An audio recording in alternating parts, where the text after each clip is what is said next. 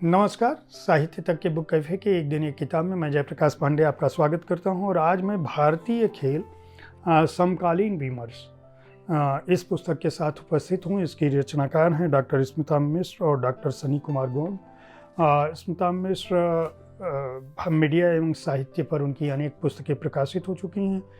Professor हैं। जाने माने साहित्यकार वयोवृद्ध साहित्यकार रामदरस मिश्र जी की रचनाओं का 14 खंडों में जो प्रकाशित रचनावली है उसका भी संपादन इन्होंने किया है।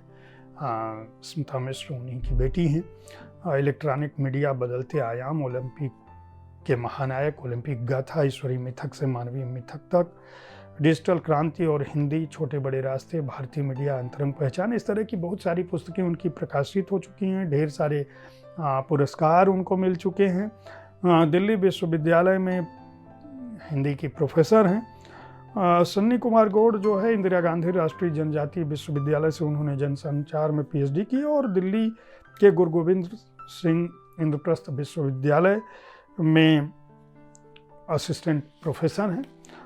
ये दोनों लोगों ने मिलकर इस पुस्तक को लिखा है और इस पुस्तक के ढेर सारे अध्याय हैं। खास बात यह है कि ये अलग अलग समय पर इन दोनों लेखकों द्वारा लिखी गई खेल पर लिखी गई टिप्पणियों, निबंधों का संकलन है। हालांकि इस पुस्तक में जो उनके लेख शामिल किए गए हैं उनका विषय भी उसी तरह से रखा गया है, लेकिन खास बात यह है कि जो अलग अलग अध्याय हैं एक तरह के लेख उन अध्यायों में समेटे गए हैं।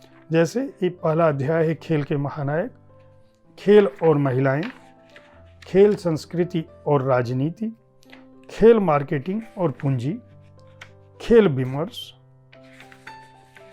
खेल हिंसा और अपराध, ओलंपिक और पैरालंपिक, खेल सिनेमा और मीडिया।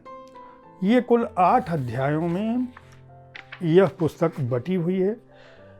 इस पुस्तक में यह भी बताती है कि ओलंपिक किस तरह से दुनिया की सबसे महान खेल घटना है और ओलंपिक को किस तरह से दूसरे खेलों से अलग माना जाता है और इसकी वजह क्या है कि दुनिया का चाहे कोई भी खिलाड़ी हो उसकी आंखों में यह सपना पलता है कि वह ओलंपिक में खेले और वहाँ जीते।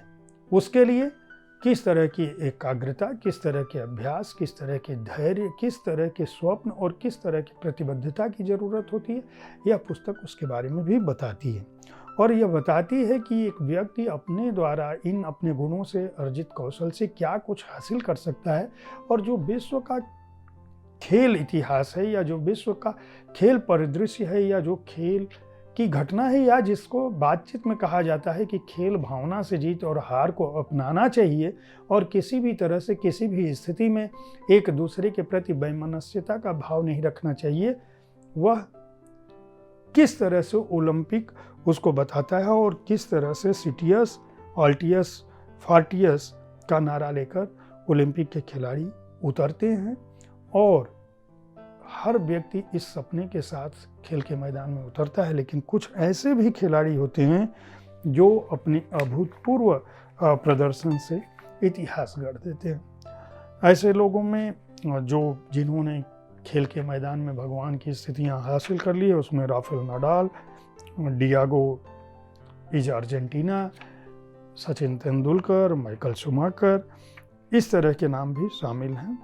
साथ ही खेल के मैदान में जो महिलाएं हैं, जो लड़कियां हैं, भारत में खेल की जो राजनीति है, खेल को किस तरह से धर्म के रूप में देखा गया है, किस तरह से पूंजी की ज़रूरत होती है, मार्केटिंग कंपनियां किस तरह से खेलों को बढ़ावा देती हैं, भारत में किस तरह से कौन कौन से रिकॉर्ड बने हैं, हम ओलंपिक से दूर क्यों हैं, हम क्रिकेट के मैदान में सबसे आगे क्यों हैं, हमारा मुकाबला किन जगहों पर रहा है, वो सारी बातें इस पुस्तक में लिखी गई हैं। अगर आप भारतीय खेल समकालीन विमर्श पुस्तक के माध्यम से पूरी दुनिया के खेल परिदृश्य को समझना चाहते हैं तो यह पुस्तक आपके लिए उपयोगी हो सकती है। खासकर जो लोग खेलों से संबंधित शोध में से जुड़े हुए हैं या खेलों के पीछे के पूंजीवाद को, बाजार को, उसके परिदृश्य को, उसकी राजनीति को, या उस जगह खेल के मैदान में आगे बढ़ना चाहते हैं, तो उनके लिए यह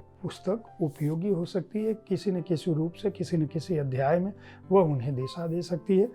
264 पृष्ठों की यह पुस्तक है।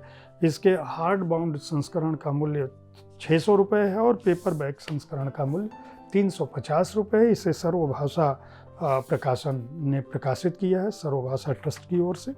उम्मीद है साहित्य तक पर पुस्तकों पर आधारित मेरा यह कार्यक्रम आपको पसंद आ रहा होगा।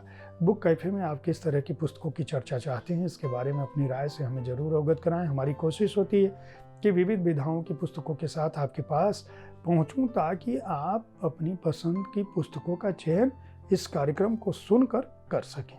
देखते रहें साहित्य तक, बुक कैफे देखते रहें। धन्यवाद।